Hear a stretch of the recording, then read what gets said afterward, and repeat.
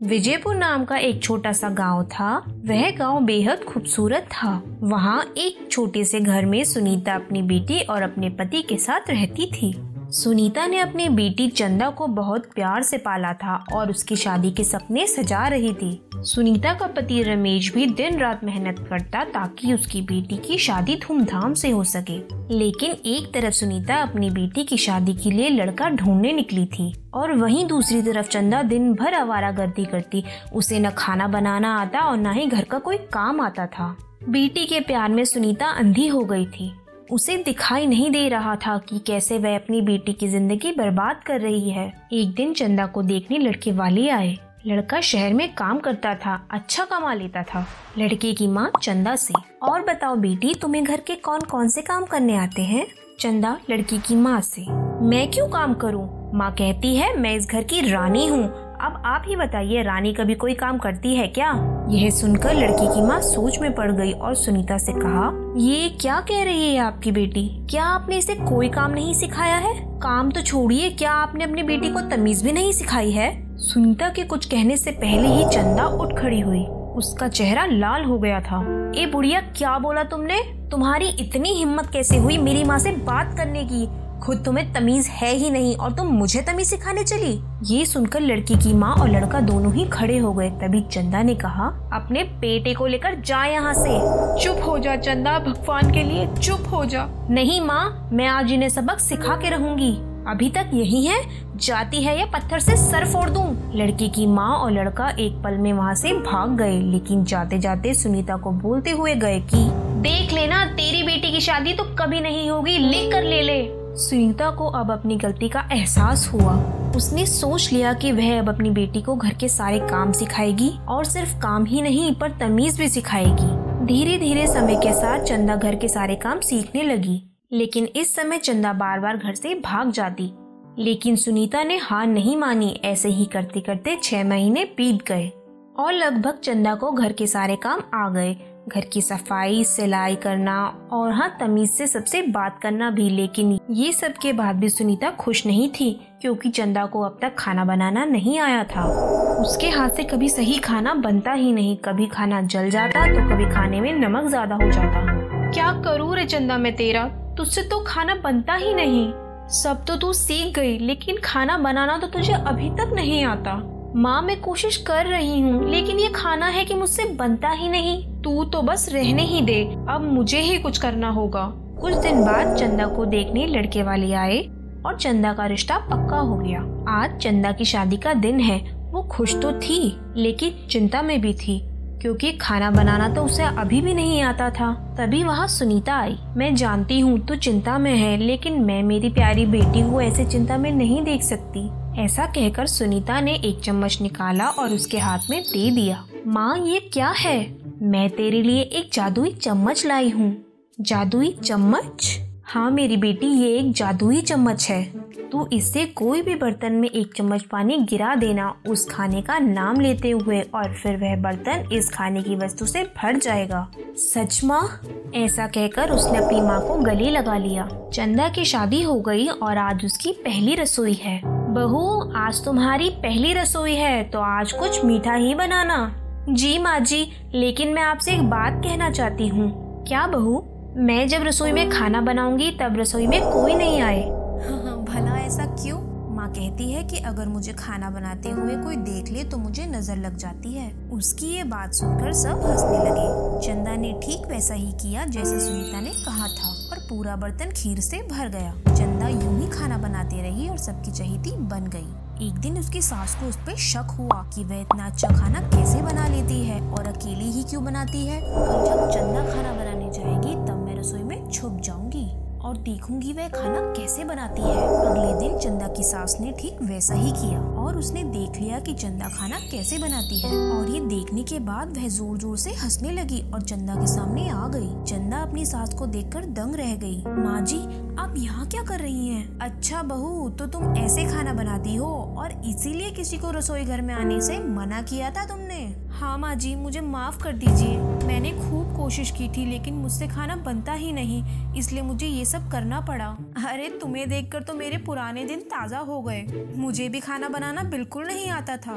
तो मेरी माँ ने मुझे ऐसा ही एक चम्मच दिया था, लेकिन मेरी सास ने भी मुझे इसी तरह पकड़ लिया। अब आप क्या करेंगी माँ जी? वही जो मेरी सास ने किया था। चंदा की सास ने चम्मच उठाया और बाहर फेंक दिया और चंदा को कहा कि मेरी सास ने भी ऐसा ही किया था। अब मैं तुम्हें खाना बनाना सिखाऊंगी। मेरी सास ने भी मुझे खाना बनाना सिखाया था। चंदा भी इस बार पूरे मन से खाना बनाना सीखने लगी और केवल 3 महीने के बाद ही वह अच्छा खाना बनाने लगी। इससे हमें ये सीख मिलती है कि हम अगर कोई काम दिल लगाकर करें तो वह काम सफल जरूर होता है और फिर हमें कोई भी काम करने के लिए किसी भी जादुई चीज की जरूरत नहीं होती। जादुई मटका।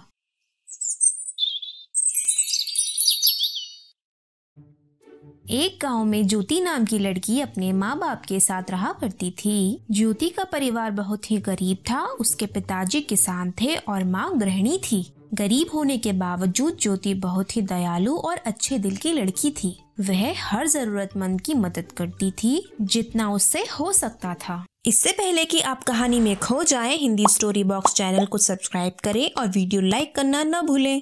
अब कहानी शुरू करते हैं। एक बार की बात है, ज्योति के पिताजी ज्योति से कहते हैं, बेटी, हम इतने गरीब हैं फिर भी तुम लोगों की मदद करती हो। जितना तुमसे हो सकता है उससे ज्यादा ही तुम करती हो। आखिर यह सब करके तुम्हें क्या मिलता है? पिताजी, भले ही हमारे पास पर्याप्त धन न हो, पर जितना भी हमसे हो सकता है हमें दूसरों की मदद करनी चाहिए और इससे मुझे बहुत खुशी मिलती है। वाह बेटी वाह, मैं धन्य हो गया तुम्हारी जैसी बेटी पाकर। इतना कहकर ज्योति के पिता वहाँ से चले जाते हैं। एक बार की बात है, ज्योति नदी के किनारे पानी भरने के लिए जाती है। ज्योति पानी भर ही रही होती है कि तभी एक मछली नदी में से निकलकर बाहर जमीन पर गिर जाती है। वह मछली बहुत ही तड़प रही होती है। यह देखकर ज्योति को उस मछली पर दया आ जाती है और वह उसे दोबारा नदी में छोड़ देती है। मछली जैसे ही नदी में जाती है वह एक देवी में बदल जाती है। ज्योति देवी को देखकर हैरान हो जाती है। देवी ज्योति से कहती है,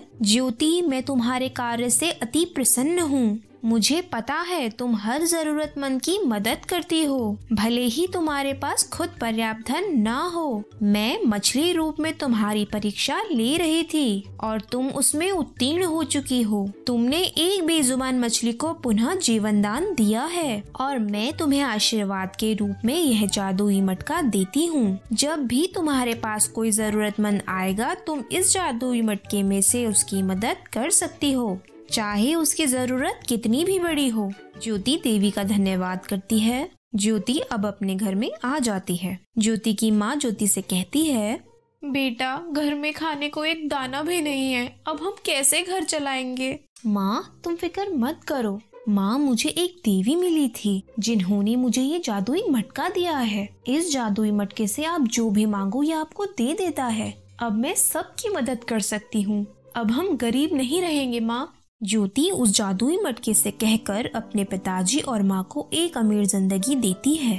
अब ज्योति बहुत अमीर है और उसके घर पर कोई भी आता है तो वो खाली हाथ नहीं जाता। गांव का एक आदमी कहता है, बेटी, तुम्हारा बहुत बहुत धन्यवाद। तुम हमारे लिए किसी देवी से कम नहीं हो। ज्योति कहती है, नहीं बाबा, यह तो मेरा फर्ज है। मुझे भगवान ने बहुत कुछ दिया है और अब मेरी बारी है कि मैं आप लोगों की मदद कर सकूं। सभी गांव वाले ज्योति के बारे में आपस में बात कर रहे होते हैं और उसकी प्रशंसा करते हैं। यह बातें एक राज्य का मंत्री सुन लेता है और वह जाकर राजकुमार को बताता है। राजकुमार मंत्री से कहता है, आपने जैसा बताया है, अगर वह लड़की सच में ऐसी है तो मैं उसे स्वयं देखना चाहता हूँ और यदि वह लड़की वैसी हुई तो मैं उसी से ही विवाह करूँगा। राजकुमार भेष बदलकर ज्योति के पास उसके घर आ जाता है। वह ज्योति से कहता है, मैंने सुना है तुम हर किसी की इच्छा पूरी करती हो और सबकी मदद करती हो। क्या तुम मेरी मदद कर सकती हो? जी बताइए, मैं पूरी कोशिश करूंगी आपकी मदद करने की। अगर मैं आपसे कुछ कहूँगा तो आप कहीं मुकर तो नहीं जाओगी? ज्योति कहती है, नहीं नहीं, आप जो भी मांगेंगे मैं आपकी इच्छा पूरी करूंगी। दरअसल मेरी माँ की तबीयत बहुत खराब है और वह चाहती हैं कि उनके मरने से पहले मैं एक बहुत अमीर इंसान बन जाऊं और किसी अच्छे घर की लड़की से शादी कर लूं। ज्योति उस राजकुमार को अमीर बनाने का वादा करती है, पर वह कहती है, मैं आपको अमीर और धनवान तो बना सकती हूँ, पर मैं किसी अच्छे घर की लड़की को नहीं जानती हूँ जो आपसे शादी करे। मैं बिना जाने आपकी शादी किसी भी लड़की से नहीं करवा सकती। राजकुमार कहता है, तो आप कर लीजिए मुझसे शादी। आप तो मुझे जान ही चुकी हैं और मुझे लगता है आप बहुत ही अच्छे घर की लड़की हैं और आपसे अच्छी लड़की शायद मुझे कहीं नहीं मिले, इसलिए मैं आपसे ही शादी करना चाहता हूँ। क्या आप मुझसे शादी करेंगी?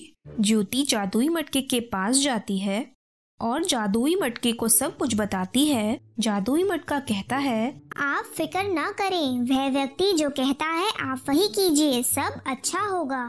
ज्योति जादुई मटके की बात मानकर उस राजकुमार से शादी कर लेती है। राजकुमार उसको अपने महल में लेकर जाता है। ज्योति राजकुमार से पूछती है, अरे यह आप मुझे महल में क्यों ले आए? राजकुमार कहता है, मैं तुम्हें बताना चाहता हूँ कि मैं इस राज्य का राजकुमार हूँ और तुम्हारे बारे में मैंने बहुत अच्छी बातें सुनी थी। मैं स्वयं तुमको देखना चाहता था, इसलिए मैं रूप बदल कर तुमसे मिलने आया और तुमसे शादी की। तुम बहुत ही दयालु हो और तुम्हारे जैसा दिल पूरी दुनिया में किसी का नहीं है। मुझे तुमसे अच्छी राजकुमारी कहीं नहीं मिल सकती, इसलिए मैंने तुमसे शादी की। ज्योति और राजकुमार खुशी खुशी रहते हैं और राज्य में हर जरूरतमंद की मदद करते हैं। शिक्षा, भले ही आपके पास अत्यधिक धन न हो पर एक दयालु दिल जरूर होना चाहिए।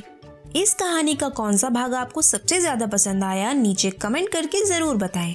अगर आप चाहते हैं कि आपकी कहानी हिंदी स्टोरी बॉक्स पर दिखाई जाए तो आप हमें अपनी कहानी भेज सकते हैं। जिसकी कहानी हमें सबसे अच्छी लगेगी हम अगली कहानी वही दिखाएंगे। ऐसे ही मजेदार कहानियाँ देखने के लिए यहाँ क्लिक करें। मिलते हैं अगली कहानी में।